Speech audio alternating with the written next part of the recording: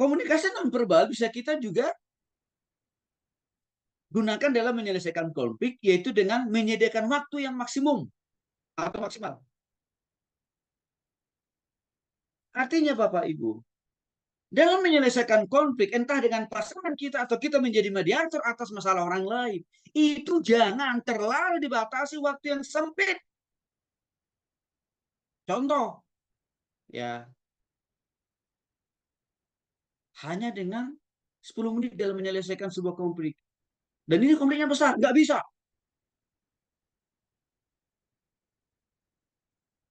Bahkan Bapak Ibu, dari pengalaman yang kami lakukan selama 25 tahun, kadang-kala bisa sampai 6 jam kami menyelesaikan. Butuh kami 6 jam dalam memediasi konflik orang lain. Butuh 6 jam. Bayangin. Jadi kalau kami misalkan ya melayaninya di malam hari itu, udah bisa baru pulang itu jam 1. Kenapa harus butuh waktu yang maksimal? Karena kedua belah pihak harus kita kasih ruang dan waktu yang cukup memadai, yang cukup banyak mengungkapkan isi hati, pikiran, dan perasaan, bahkan ketidaksukaan mereka terhadap sesama pasangannya yang selama puluhan tahun tidak bisa mereka selesaikan.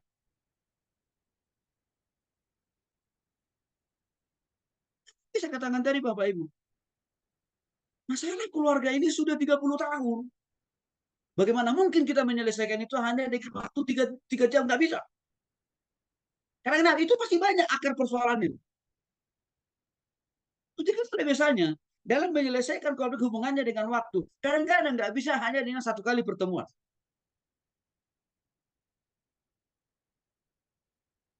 Yang usah jauh-jauh apa ya? Waktu negara kita berkonflik dengan Belanda dan Jepang, Presiden Soekarno dan timnya tidak hanya 1, 2, 3 kali loh berjumpa dengan pihak Belanda atau Jepang, berkali-kali, berpuluh kali. Itu artinya apa? Dalam menyelesaikan konflik harus sediakan waktu yang cukup banyak. Maka biasanya selalu saya katakan begini, Bapak Ibu tolong ya sediakan hari waktu yang cukup maksimal bagi Bapak Ibu. Tidak ada pekerjaan lain. Saya tanya kepada kedua belah pihak. Hari apa? Kalau jam kerja, jangan.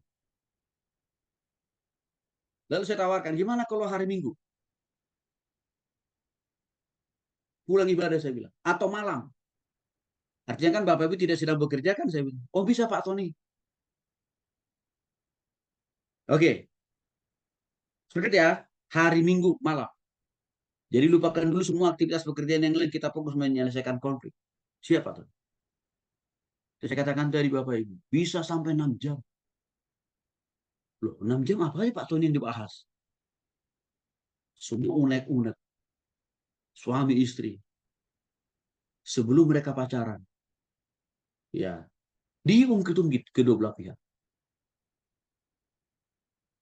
Dan kadang-kadang Bapak Ibu, dengan hanya kita menyediakan waktu yang cukup banyak bagi pasangan yang berkonflik, ya itu sebenarnya sudah menyelesaikan 50% konflik mereka. Karena waktu mereka menyampaikan undang-undang mereka, mereka sedang membuang sampah-sampah yang ada di hati dan pikiran mereka selama puluhan tahun. Jadi sebenarnya, Bapak Ibu, ya seorang konselor nggak jauh beda dengan dokter. Itulah masalahnya kenapa dokter sebelum kasih obat selalu ditanya apa yang sebelumnya Bapak Ibu rasakan. Bapak Ibu sebelumnya makan apa? Begitu kan? Itu kan proses diagnosa itu. Dan ilmu kedokteran. Sebenarnya proses diagnosa masalah itu juga harus kita lakukan di dalam menyelesaikan konflik. Salah satunya yang sedang kita pelajari hari ini. Maka dari situlah, kalau kita mau mendiagnosa masalah pasangan suami istri atau masalah sebuah perusahaan, jangan satu-satu aja, nggak selesai. Karena saya katakan semuanya kan diungkap oleh mereka itu. Dan kadang-kadang waktu mereka sudah saling mengungkapkan ketidaksukaan, ketidaksetujuan, bahkan Bapak Ibu, saking sudah puluhan tahun masalah ini, Masalah yang belum pernah mereka jalani sekalipun sebagai suami istri ditarik-tarik juga dari mana-mana. Artinya itu kan harus dibuang. Caranya apa? Sini cukup. Bahkan bila penting. Kalau masih kurang waktunya, saya selalu katakan, oke, kita masih atur lagi pertemuan ya Bapak Ibu ya minggu depan ya. Jamnya sama, harinya sama. Karena saya lihat masih ada potensi akar persoalan yang belum mereka ungkap. Jadi dalam hal ini perlu mengatur waktu yang maksimal bagi pasangan kita sendiri atau bagi diri kita sendiri dalam menyelesaikan konflik. Jangan ya dalam waktu yang sempit, itu nggak bisa. Orang mengajukan perkara perceraian di pengadilan saja tidak cukup dengan hanya satu kali sidang. Ada mediasi, kadang-kadang mediasinya bisa lebih dari 2 kali, ya kan? Ada nanti sidang pertama, kedua, ketiga. Itu kan proses penyelesaian konflik di dalam menyediakan waktu yang maksimal kan Bapak Ibu. Apalagi dalam menyelesaikan masalah kita sendiri. Kadang-kadang kita berpikir begini, ah yang penting masalah saya, masalah dari saya sudah selesai. Enggak,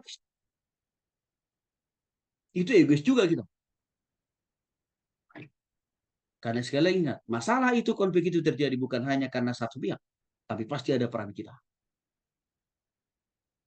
Yang berikutnya Bapak Ibu, bagaimana cara mempergunakan komunikasi nonverbal dalam menyelesaikan konflik? Gunakan gerakan tubuh yang dalam istilah lain disebut juga komunikasi nonverbal ini dengan menggunakan gerakan tubuh disebut dengan istilah kinesik. Apa contohnya? Kontak mata, ekspresi wajah, isyarat, dan sikap tubuh. Sekali lagi, kalau kita lagi bermasalah dengan orang lain, itu jangan memakai kontak mata yang melotot gitu. Kalau kita yang salah, apalagi Bapak Ibu, hendaknya kita memakai kontak mata yang agak lebih seduh. Jangan melotot. Kalau suami istri, sama-sama matanya melotot. Padahal ini lagi menghadapi konflik. Apa yang terjadi Bapak Ibu? Muncul masalah baru. Jadi harusnya kedua belah pihak.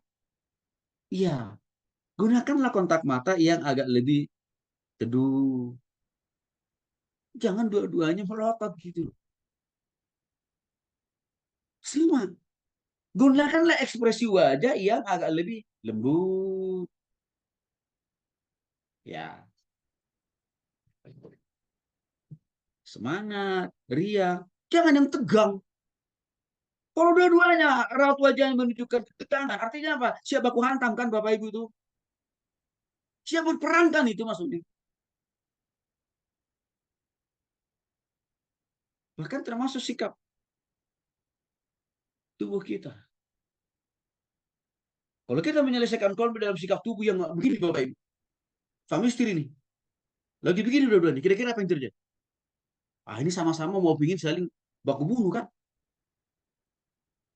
Maka perlu agak lebih rileks.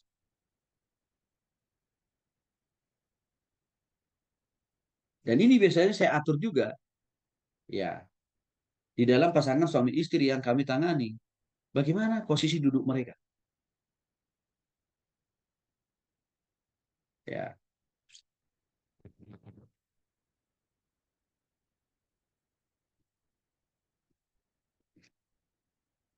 contoh lain yang perlu kita hindari dalam menyelesaikan konflik, dalam hubungannya dengan gerakan Bapak Ibu. Jangan kita coba-coba pukul-pukul meja. Itu namanya nggak menyelesaikan konflik. Jadi kalau kita menjadi mediator, kita juga nggak boleh pukul-pukul meja dengan mengatakan, pokoknya saya tidak mau. Bapak Ibu harus damai hari ini juga. Nah, itu namanya Bapak Ibu mediator jadi sumber masalah itu. Bukan menjadi juru damai yang baik itu. Kalaupun misalkan suami istri itu pukul-pukul meja, pukul-pukul apa gitu, kita yang jadi mediator jangan ikut-ikutan. Tapi kita harus berusaha menenangkan Bapak Ibu, mohon duduk tenang ya. Bahkan kadang-kadang Bapak Ibu, karena suami istri kadang-kadang mungkin mau mengungkapkan kekesalan kemarahannya kan gitu ya. mulai intonasinya keras gitu. Kadang-kadang saya potong. Pak, Bu, saya ingatkan ya, kita ini datang ke sini bukan menambah masalah. Ya, menyelesaikan konflik kan. Maka saya minta Bapak Ibu, tenang saja ngomongnya. Tenang saja. Ya, yang halus saja. Setuju Bapak Ibu? Wah, maaf Pak Pendeta, tadi agak emosi. Apa-apa. Tapi kita tenang lagi. Bahkan kadang-kadang Bapak Ibu, kalau masih tegang, udah, Bapak Ibu sebentar kita berdoa dulu saya bilang. Kita berdoa dulu sebelum kita lanjutkan. Berdoa. Ya, lalu saya bacakan sedikit firman Tuhan. Tentu yang berhubungan dengan memaafkan dan mengampuni. Wah udah, itu langsung meredakan kemarahan yang sudah begitu memberi.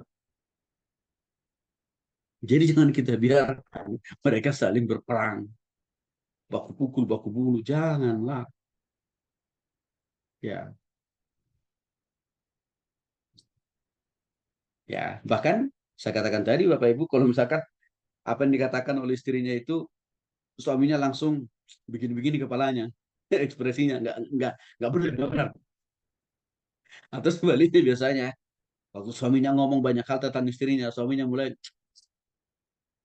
saya biasanya langsung ingatkan, Pak Bu, ya tolong kita berikan kesempatan kepada ibu dulu menyampaikan apa saja yang ada di hati dan pikirannya. Tolong Bapak jangan langsung sanggah dulu ya.